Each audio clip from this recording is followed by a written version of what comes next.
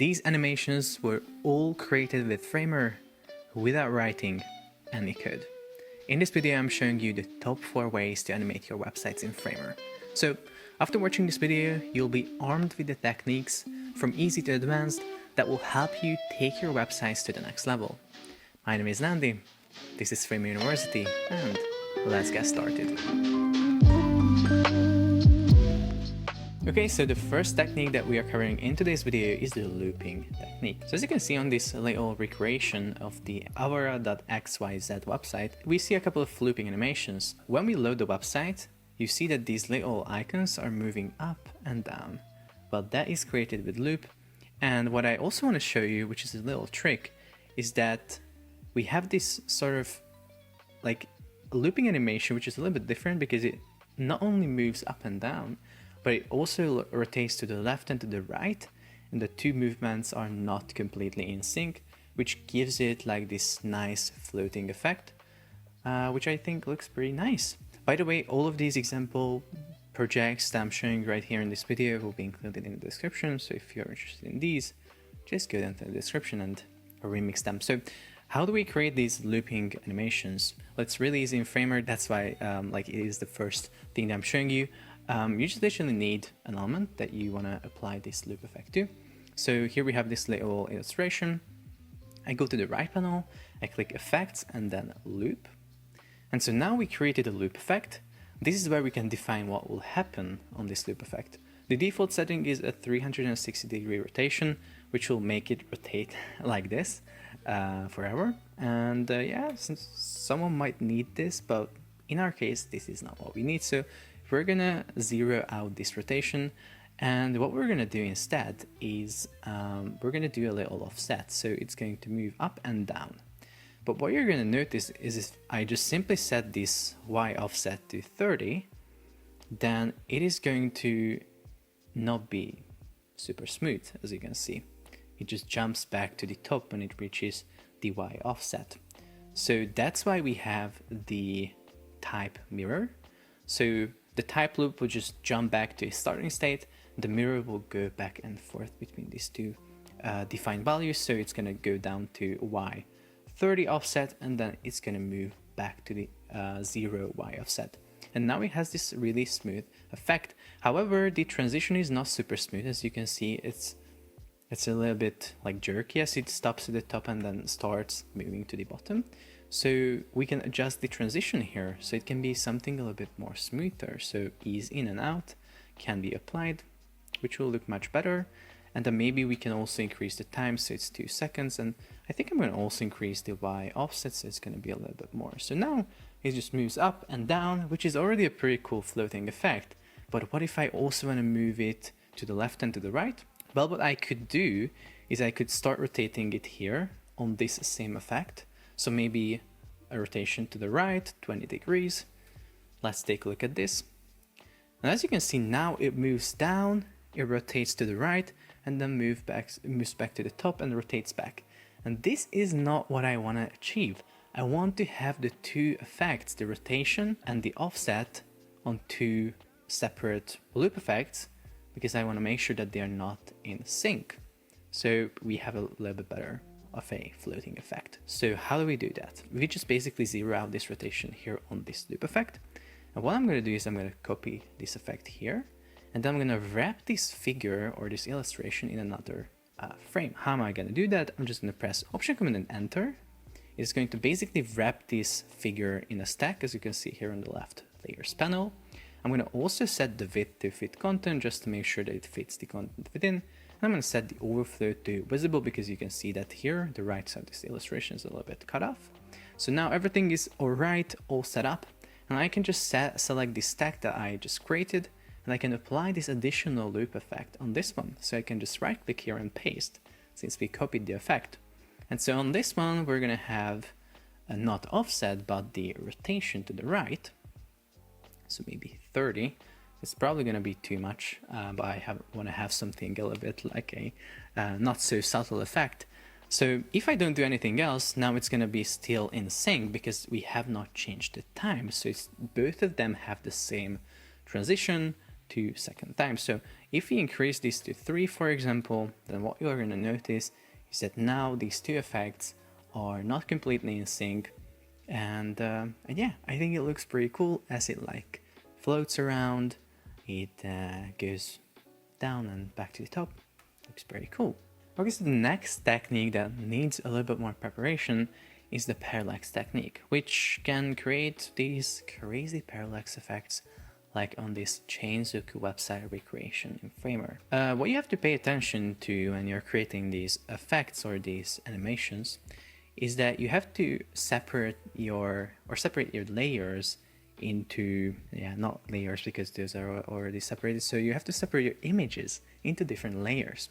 So for example, if you have an image of this man standing on this little hill or something, looking at this big mountain, you have to separate this into multiple layers so that you can apply different scroll speeds to these individual layers. So you can see that here it's already separated. I can maybe just drag it to the right, maybe just copy and paste it here so you can see that this is the foreground, for example. Then we have the mountain as a separate layer. And you can see that on each of these layers, only that specific element is shown. So for example, on this one, only the mountain. And then we're gonna also have one for the background, which is the sky. So I can also just copy and paste it here. So you can see for this animation, I had these 3 layers, and then of course some additional ones like these clouds and everything.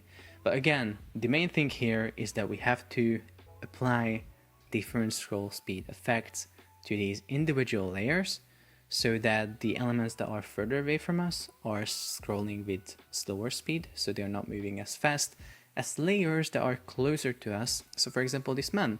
Right now on this design, this is not a parallax effect just yet, because we have to apply the scroll speed effects, so it will look something like this. We're gonna do it really quickly. So as soon as you have all the layers separated, you just have to go ahead and select the foreground, for example, and you have to make sure that you set effects and then scroll speed on this.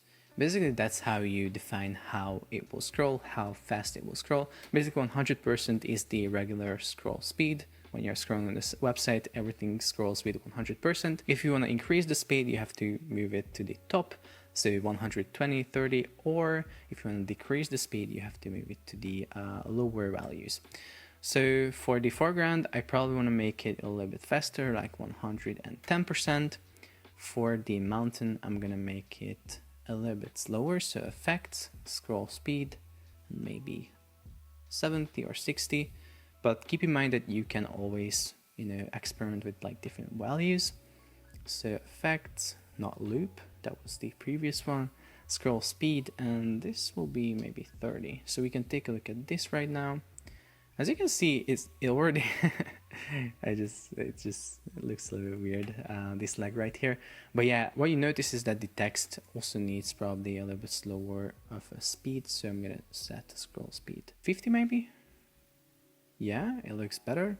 And probably this foreground shouldn't move too fast. So I'm gonna just make it 100%. Yeah, that looks pretty good. And as you can see, we already have the effect. If we want to do something crazier, we could add this speed effect to the clouds as well. So scroll speed, set it to 60. And now this left cloud is also moving a little bit slowly. So yeah, basically that's it. You just have to separate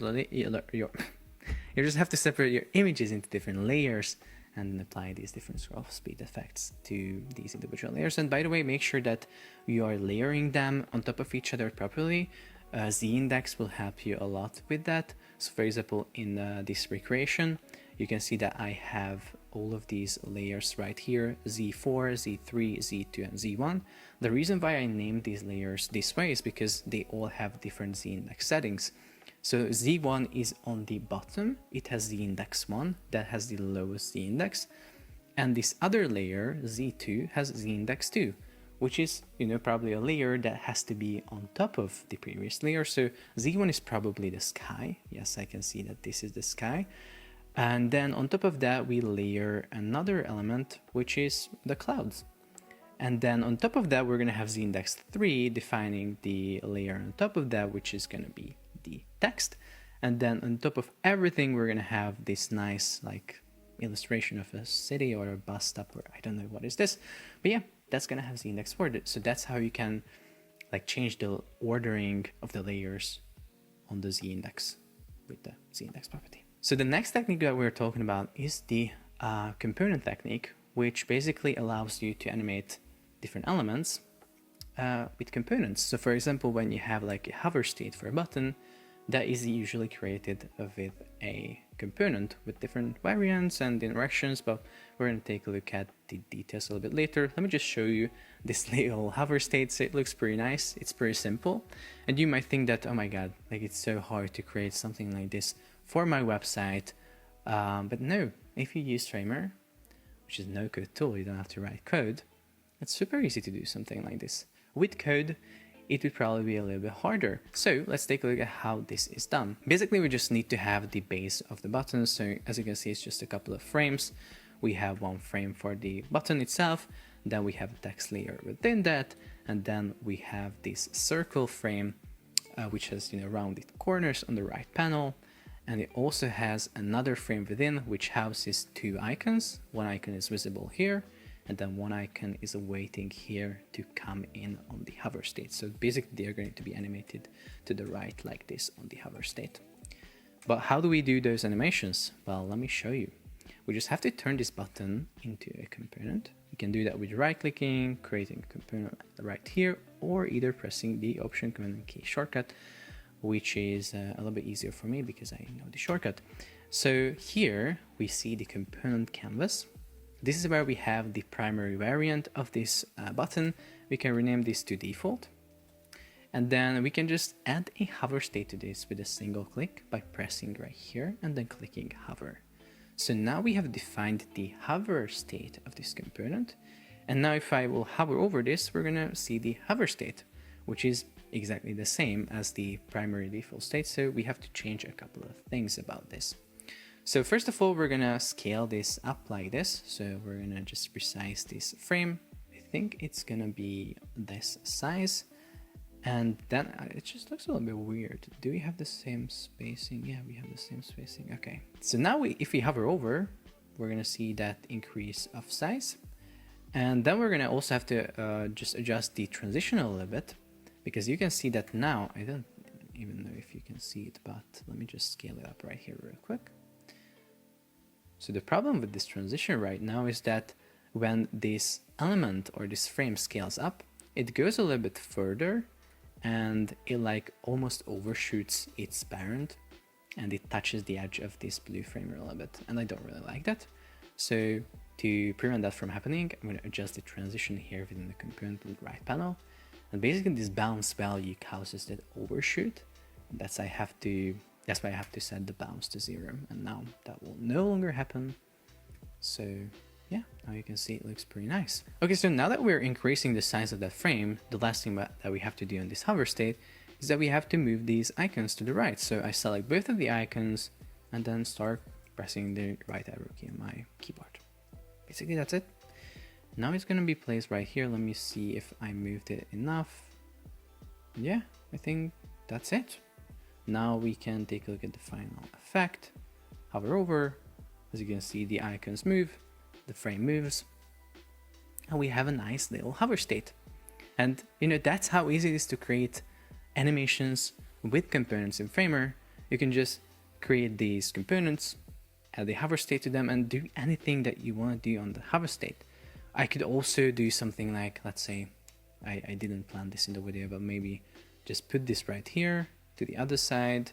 And then I can also place this little text layer to the right by adjusting probably these padding values here. So the right padding will be slightly smaller, 24, and the left padding will be increased to 58, I think. And now we'll have a little bit of a different hover effect. Let's take a look at that. You can see now, this is what we see. I don't know if this is a cool hover effect. I don't know if you would need something like this for your website, but we have it, and we could create it really easily. The last technique that I want to showcase in this video is the timeline technique, which is the most advanced in my opinion. This is a scroll animation technique, and you can create animations like this with it. As you can see, it looks really nice. So how do we do something like this? Well, we just have to make sure that we set up all the elements and everything that we need within the animation. So in this case, I need all these stripes. So I just created all of these frames here. Basically, that's it, with different colors. That's it, really. Then on top of that, I have this text layer, which by the way has this blending mode called difference. That's why we can actually see the text no matter what color is on top of that or below that. If the blending mode is normal, you can see that it just stays white, which is also a cool effect, but you know, blending with difference might be a little bit more interesting. So yeah, that's the elements. And then the structure of the page is basically setting a scroll container, and then within that a sticky frame, which is, you know, set to sticky, of course, sticky positioning on the top right, and then the height is 100 VH, and yeah, basically that's it. So we will essentially keep this sticky frame in view until we reach the end of this scroll container. So if we set this scroll container to 2000 pixels height, so now as you can see it is this long, we will see this frame right here, the sticky frame and its contents, until we reach that point. So I'm actually scrolling on my touchpad right here. It's not really visible, but I am scrolling here, and I only start seeing that the sticky frame is moving to the top once I reach the end of that scroll container. And this setup is really useful for us for creating different animations, because we can use this scroll that is happening to trigger different animations on the sticky position element. So we are keeping the elements in view and we are moving them with scroll. So how do we do that? Well, we basically have to create some trigger frames. Basically, I'm just gonna draw a frame right here. It's gonna be maybe pink, so we can actually see it really well. So let me see if I can actually see it. No, because it's behind. So I'm gonna just increase the Z index just to make it for you a little bit easier to understand that this is actually scrolling on top of this sticky frame as long as it is staying sticky. And we're gonna create a bunch of these trigger frames. So we're gonna need one trigger frame for each of these stripes. And then, yeah, basically they will be animated according to these trigger frames. So what I'm gonna do is I'm gonna make it a little bit larger, maybe 800 pixels. And then I'm gonna call it trigger 1. What you have to understand about these trigger frames is that what will scroll in first into the viewport, that will trigger the first animation. And the length of these animations will be defined by the length of these frames, of these trigger frames. So if the first trigger frame is 800 pixels in height, it's gonna mean that the animation that is basically triggered with this frame takes 800 pixels to complete. So just to show an example, I'm gonna just drop the opacity of this trigger frame. I'm gonna, really important, we have to assign a scroll section to this frame so we can actually use it as a trigger. So we'll call this trigger 1, and we'll apply it to this first stripe right here. I'm gonna go to the right panel, effects, and scroll transform. That is the effect that allows you to like create scroll animations for different elements, where we can add a from state and a to state. But before that, I'm going to apply this or change the trigger to section in view. When trigger 1 comes into the view, we will animate this stripe from its from state, which is 1 opacity 1 scale, which basically means no change, to, yeah, I actually realized that the from state will be a little bit different, because the from state needs to be having a Y offset, a really large Y offset, probably around 1400. So we are pushing this element down here. This is where it's coming in from, and the to state will be the 0 opacity, not 0, but 1 opacity, 1 scale, and 0 offset. And we're gonna apply this transition, and you're gonna see that now, by default, I cannot see it. You can see that it's no longer there on the left. But as soon as I start scrolling down and this little pink frame starts coming into view, that stripe is also scrolling into the view. And as soon as this little like pink part of the trigger is completely in view, the stripe is also completed the animation. So that's how you can see that the length of the trigger frame really defines the length of the scroll effect. So at this point, all we have to do is we have to create all of these trigger frames. Trigger 1, trigger 2, trigger 3, and so on and so forth. We have to have 6 triggers, and then we're gonna apply all of those to these different stripes. So now as you can see, I have all of these trigger frames, all having a scroll section on the right panel, trigger 1, trigger 2, and so on and so forth. And now I can just move on to adding all of these scroll effects to these different stripes. So what I'm going to do is I'm going to probably just copy this effect from the first stripe. I'm going to select all the rest of the stripes and just paste this effect right here on top of all of them.